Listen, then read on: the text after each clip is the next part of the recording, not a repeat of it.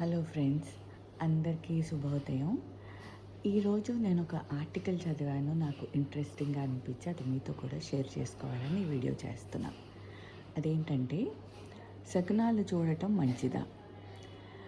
మనిషికి జరగబోయే శుభాశుభాలను దేవుడు ముందుగానే తెలియపరుస్తుంటాడని హిందువుల విశ్వాసం.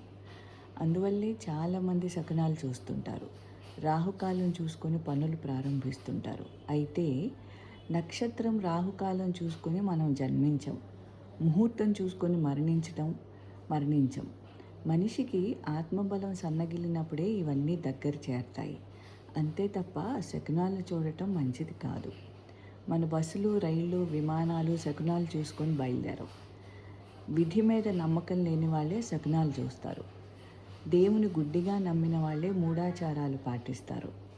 మనిషి తనలోని లోపాలను కప్పిపుచ్చుకోవటానికి, తన తప్పులను దాచుకోవటానికి శకునాలను అడ్డుపెట్టుకో చూస్తున్నాడు. అంతే, అంతకు మించి మరేమీ లేదు. మనం కర్మ సిద్ధాంతాన్ని నమ్మినంత తేలిగ్గా కృషి సిద్ధాంతాన్ని నమ్మం. పూర్వం ఋషులు ఎవరూ శకున శాస్త్రాలు వ్రాయలేదు.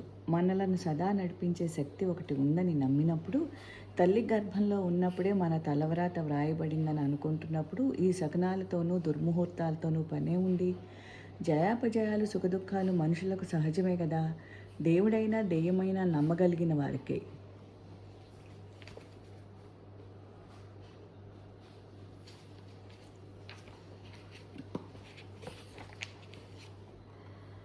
ప్రశాంతంగా కూర్చొని పంచాంగాలు చూసుకునే రోజులు పోయాయి. ప్రతి పనిలోనూ పోటీతత్వం వచ్చేసింది. గెలవగలిగిన గుర్రాలకే గుగ్గిళ్ళు పెడుతున్నారు అందరూ. ఇది లోకం విషయంలోనూ కాదు, కుటుంబంలో కూడా ఇప్పుడు ఇలాగే ఉంది.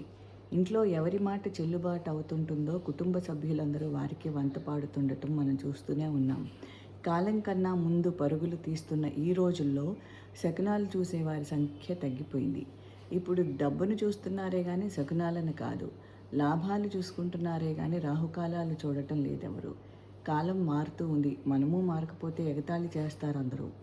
కాలాయ తస్మయ్య నమః.